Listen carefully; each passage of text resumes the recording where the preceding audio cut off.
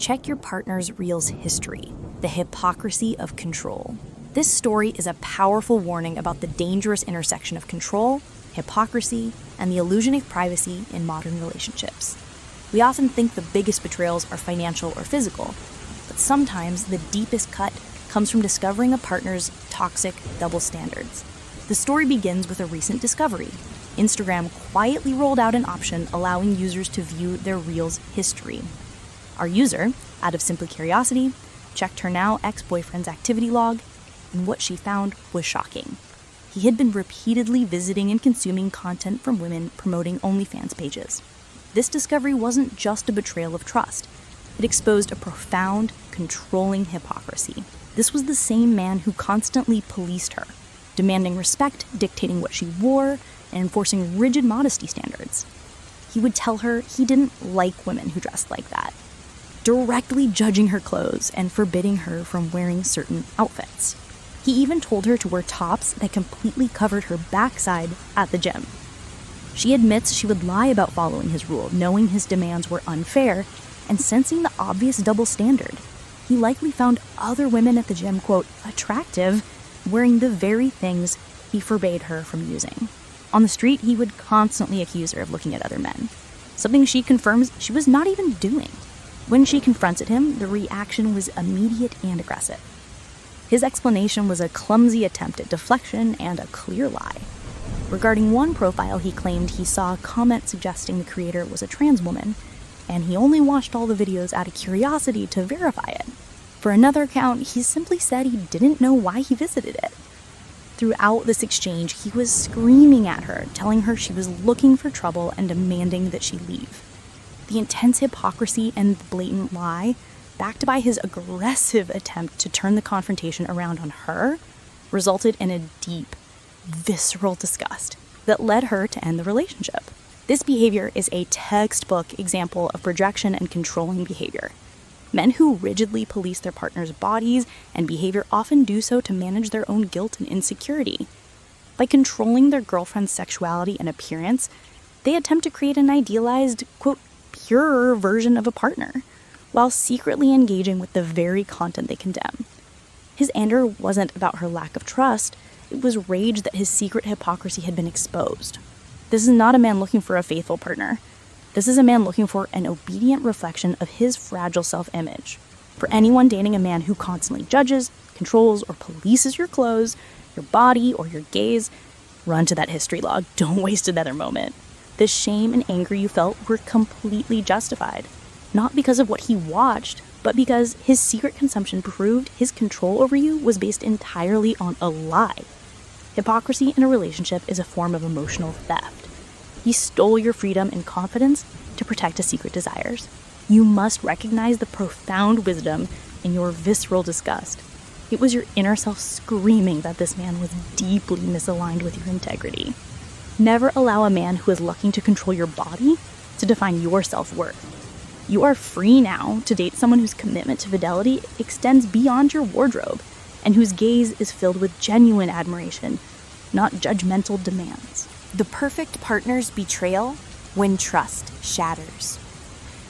This is a story about the complete shattering of reality that occurs when the person you believed to be flawless reveals a devastating flaw. It's not just about cheating, it's about losing faith in your own judgment and struggling to reconcile the man you loved with the deceiver you found. It started, as these things often do, with a quiet moment of suspicion. Our user took the classic route, checking his phone while he slept. What she found confirmed her worst fear: conversations with an ex-fling. He immediately went into crisis mode, swearing up and down that they never met up, that it was just talk, but she's reached a point where she can't believe a single word coming out of his mouth. She's destroyed, not just by the act, but by the perpetrator. This wasn't the guy she suspected. He was the exception, the one everyone adored. Her friends, her family, and especially her, they all thought he was incredible, showering him only with praise. Now she's lost her foundation. She doesn't recognize him and feels utterly confused about who she was actually sharing her life with this whole time. He is predictably falling apart. He's been crying hysterically, pleading that no real feelings were involved, that it was a momentary lapse or a sheer act of caprice. He keeps repeating that he can't imagine his life without her. A thought, she bitterly notes, he should have entertained before he did the damage. In his desperate attempt to fix things, he offered every concession.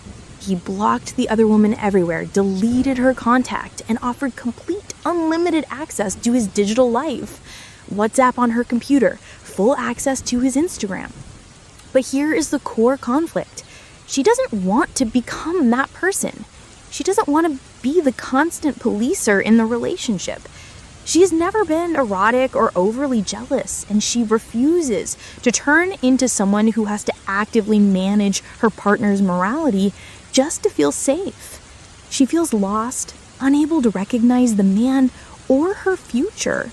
She doesn't know how to proceed, whether to forgive him or walk away, because she knows one thing with certainty: it will never be the same.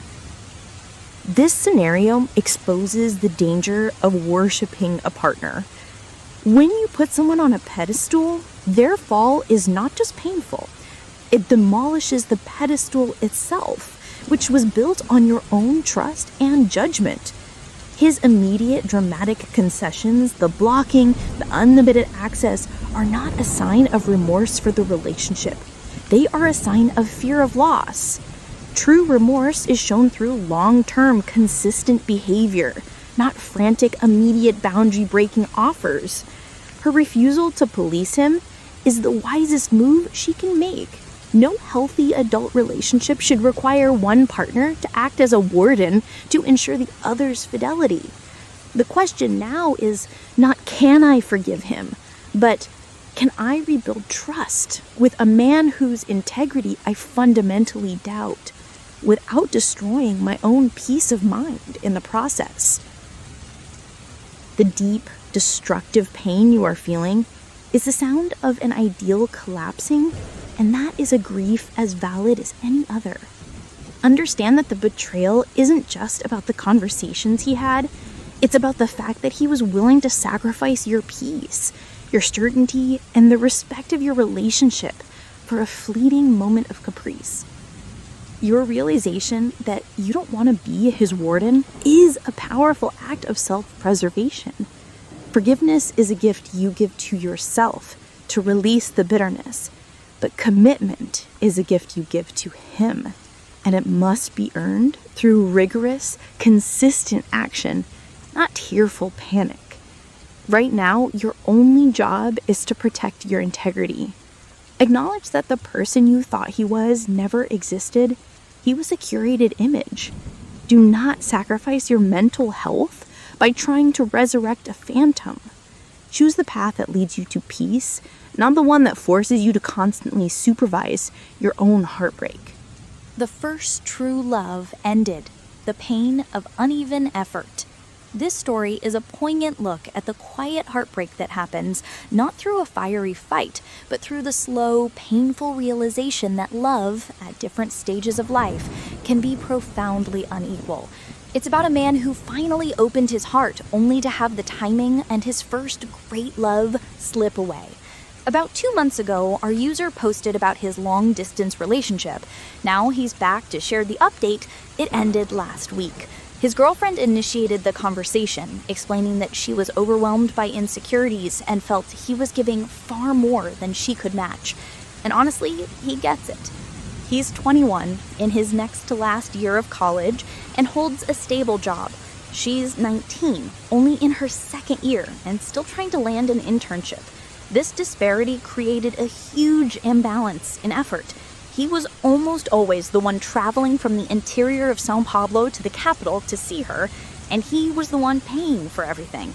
On top of that, she dealt with serious challenges, including OCD and anxiety, and he was always there, patient, trying his best to show constant, unwavering support. Their communication was excellent. They talked about everything. What truly crushes him is the sheer effort he put in. Back in September, they had their first serious conversation about her feelings of imbalance. On that very day, he had purchased a ring to finally ask her to be his official girlfriend. But because she was struggling, he decided to wait. He thought, I'll hold off until she's ready. He put the damn ring away. They had a couple more conversations like that until last week they finally broke up. It was peaceful, no fighting, almost a joint decision, a simple, it's not the right time, but it still hurts like hell. She was the first person he ever truly loved. They had spoken every day for nearly a year. She was deeply embedded in his routine. Even after the breakup, they maintained contact for a week, agreeing to stay friends because they still cared for each other. But he noticed the pattern again. He was always the one initiating. She would only reply almost out of politeness, as if she was just consoling him. The final straw came this weekend. She was out at a friend's sister's Halloween party, and he was at home, crying, sending her messages late at night because he missed her so badly. Today is his birthday. He turned 22, and he got nothing. No message from her. The irony is the sharpest pain. In the beginning, she was the intense one. She was the first to say, I love you. She wanted him to meet her parents, and she spoke constantly about their future. He was the cautious one. The moment he finally let his guard down and committed fully, this happened. He's heartbroken, caught in that idiotic, suffocating thought that he'll never find that kind of connection again. He's shy, barely leaves the house, making the future feel impossible. And yes, he's crying again. Now, what the hell is he supposed to do with the ring? The deepest sorrow in this kind of breakup is mourning not just the relationship, but the future you thought your effort had purchased. Your pain is valid, but you must recognize a painful truth. Love is not a transaction where effort guarantees outcome. You were ready for a partnership, and she was still navigating her own complicated beginning. The fact that she was honest enough to articulate that she couldn't match your commitment shows a rare, painful integrity, saving you both from a longer, drawn-out unhappiness. Hold on to this. The capacity you displayed, the patience, the willingness to sacrifice, the ability to love someone struggling is your true power. Do not let this experience convince you that your devotion is a vulnerability. It is your greatest asset. As for the ring, it is now a powerful relic. It doesn't symbolize a failed relationship. It symbolizes the moment you've opened your heart completely. Do not throw it away in anger. Store it somewhere safe, because it is proof that you possess the courage to love truly, and the next person who receives that ring or a similar promise will be the one whose capacity finally matches yours.